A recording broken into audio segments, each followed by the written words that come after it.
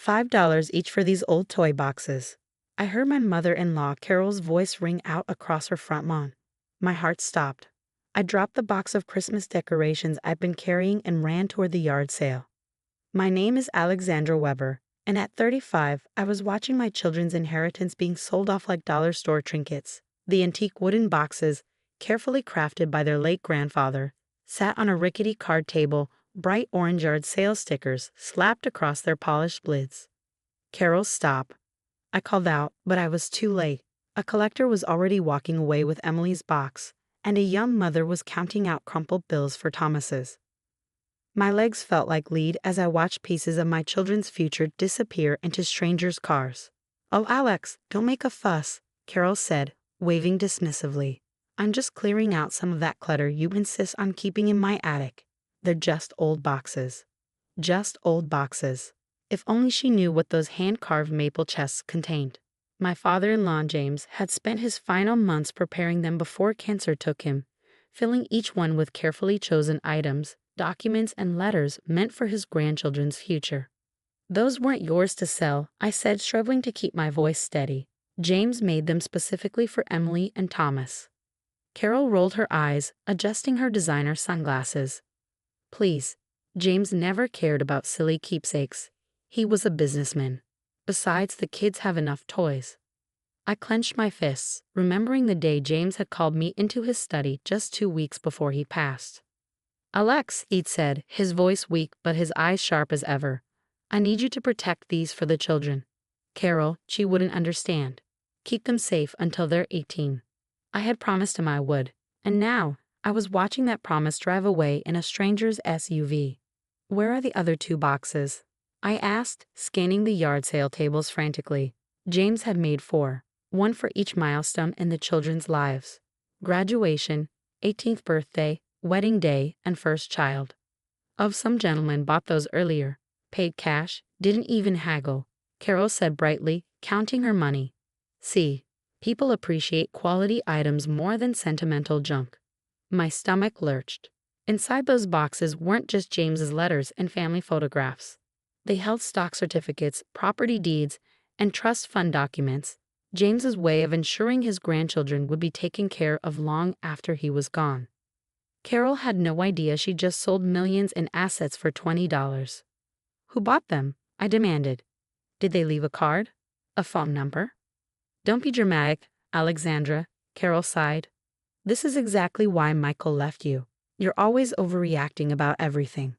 The mention of my ex-husband, her precious son who had run off with his secretary 6 months ago, made my blood boil. But I couldn't focus on that now. I had to find those boxes. With shaking hands, I pulled out my phone and dialed James's lawyer, David Klein. He had helped prepare the contents of those boxes. Maybe he could help track them down. "David, we have a problem," I said, pacing away from Carol's satisfied smirk. "Carol sold the inheritance boxes at a yard sale." "Yes, all 4 of them." "No, she had no idea what was in them. She thought they were toy boxes." David's sharp intake of breath told me everything I needed to know. "Alex, those boxes contain more than just memories. The trust fund documentation, the property deeds. Without those papers, it'll be nearly impossible to prove James' intentions for the children's inheritance." "I know," I replied, my gaze fixed on Carol as she chatted with another customer, oblivious to the damage she'd done. "But I made a promise to James, and I intend to keep it. I'm going to find those boxes." "Start with local antique dealers and pawn shops," David advised. "I'll put out some feelers with my contacts. And Alex, don't tell Carol what was really in those boxes. Not yet. We need to handle this carefully." I hung up and turned back to the yard sale. Carol was now showing off James' old golf clubs to a potential buyer. She had never understood him, never appreciated the quiet, methodical way he planned for his family's future. To her, everything was about appearances and immediate gratification. "Those boxes meant a lot to the kids," I said, making one last attempt to reach whatever conscience she had left. "They were the last gift their grandfather made for them." Carol's expression hardened. "The kids need to learn that life isn't about holding on to the past. James spoiled them enough when he was alive. Besides," she added with a sniff, "now that Michael's gone, it's time everyone moved on, including you." I study her perfectly coiffed hair, her expensive tennis outfit, the designer purse perched on a nearby chair. She had always cared more about status than substance. James had known that. That's why he'd entrusted the boxes to me. As I walked to my car, I made a silent vow. I would find those boxes, every single one of them. Not just for their monetary value, but for the love and wisdom James had packed inside. My children would have their inheritance, both financial and emotional. And Carol? She would learn that sometimes the most valuable things come in unassuming packages. I just hoped I could track down the boxes before the buyers discovered what they actually purchased for $5 each. I glanced at my phone, 2 missed calls, one from David, one from my best friend Sarah. Time to start making calls and knocking on doors. Those boxes weren't just filled with papers and memories. They contained my children's future, and I wasn't about to let that slip away. I had work to do, and this time I wouldn't let James down. The next morning, I started my search at every antique store within a 20-mile radius.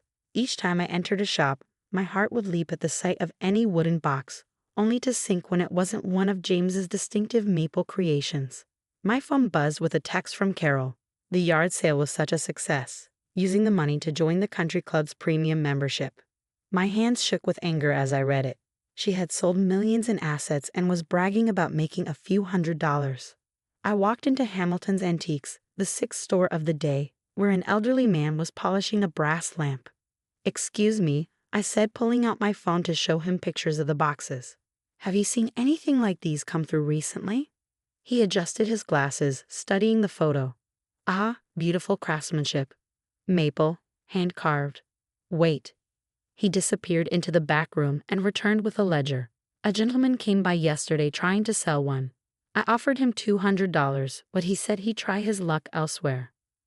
My heart raced. Did he mention where he was heading? Peterson's Pawn, I believe. Just down on Market Street. I practically ran to my car. As I drove, Sarah called with an update. "Alex, I think I found the woman who bought Emily's box. She posted it on a local buying and selling page." "Get her contact information," I said, pulling into Peterson's parking lot. "I'll call you back." The pawn shop was cramped and dusty, but my eyes immediately locked onto one of James's boxes sitting on a shelf behind the counter. The intricate maple leaf design he had carved into the lid was unmistakable. "That box," I said to the clerk, pointing. "How much?" "Just came in this morning. Guy wanted $500 for it, said it was an antique." "I'll give you $1,000, I said without hesitation. Sarah and I had pooled our savings, knowing we might need to buy the boxes back. The clerk raised his eyebrows. "Must be some box." "It belongs to my children. It was their grandfather's last gift to them." Something in my voice must have touched him because his expression softened. "Tell you what, $600, and it's yours." As he wrapped the box, my phone buzzed again. It was David. "Alex, we have a problem." One of the buyers opened their box and found the stock certificates. "They're asking questions." My stomach dropped. "How much do they want?" "They haven't named a price yet, but they know what they have." "And Alex, Carol's been calling the office all morning. Apparently, someone let slip about the box's contents." I looked at the box in my hands. 1 down, 3 to go. "Keep Carol distracted. I'm close to finding another one." Right on cue, Carol's number flashed on my screen. Against my better judgment, I answered.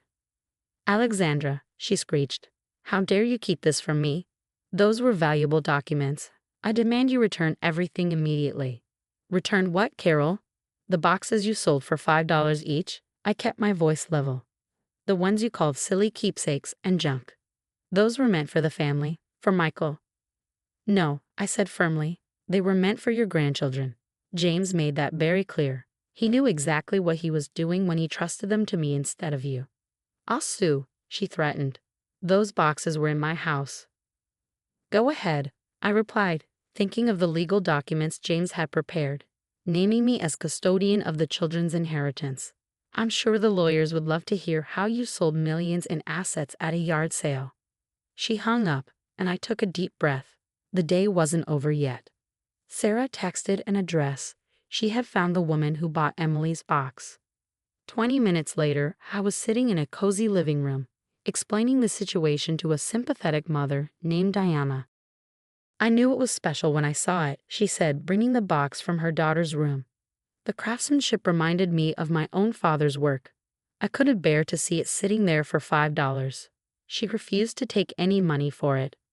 Just promise those children will know how much their grandfather loved them. 2 down, 2 to go, but finding the remaining boxes would prove more challenging. The buyer who had discovered the stock certificates had hired a lawyer, and Carol was now on a warpath, telling everyone in her social circle how I had tricked her. As I drove home that evening, I thought about James's last days. He had spent hours in his workshop, carefully crafting each box, making sure every detail was perfect. Alex, he had told me, Carol means well, but she never understood the value of patience, of building something to last. Promise me you'll teach the children what really matters. My phone rang again, David with more news. The other buyer came forward. He's willing to return the box, for a price. How much? 200,000. I gripped the steering wheel tighter. That box is worth 10 times that amount. He knows. That's why he's offering us a deal. Looking at the 2 recovered boxes on my passenger seat, I felt a mix of determination and exhaustion. Carol's betrayal, though unintentional, had turned into a nightmare, but I wouldn't let her thoughtlessness destroy what James had built for his grandchildren. Set up a meeting, I told David. I'll figure something out. As I pulled into my driveway, I saw Carol's Mercedes parked out front. She was standing on my porch, arms crossed, designer handbag clutched like a shield. This confrontation had been coming.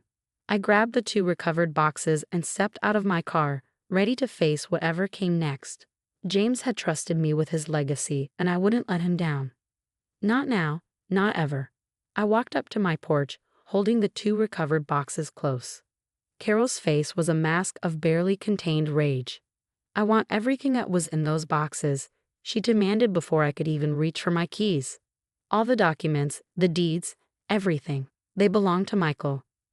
No, Carol. They belong to Emily and Thomas, just like James intended. James wasn't thinking clearly at the end, she snapped. He was confused. Michael is his son. Everything should go to him. I unlocked my door and walked past her into the house.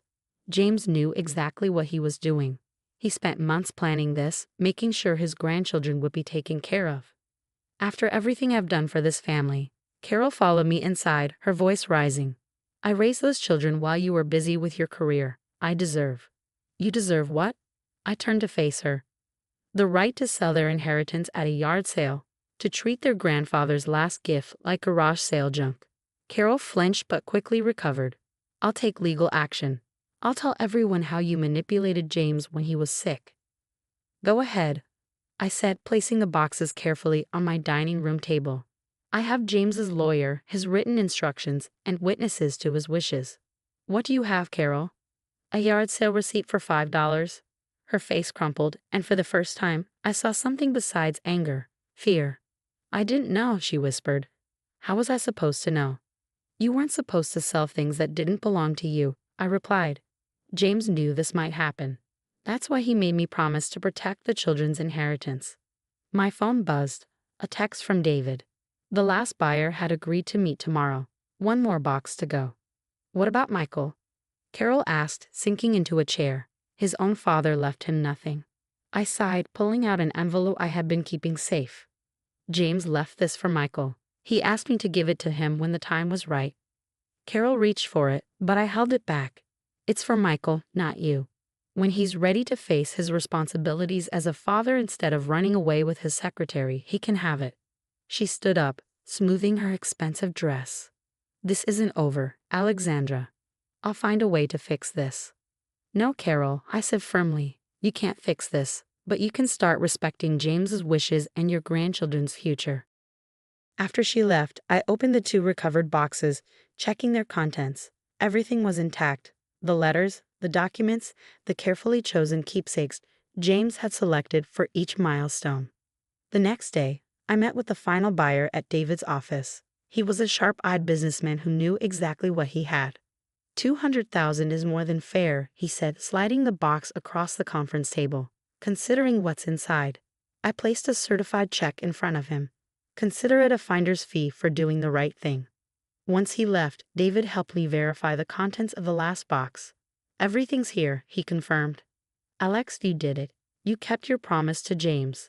3 weeks later, I gathered Emily and Thomas in our living room. At 12 and 10, they were old enough to understand some of what had happened. Your grandfather made these for you, I explained, showing them the boxes. Inside are special gifts and letters he wrote, meant for different moments in your lives.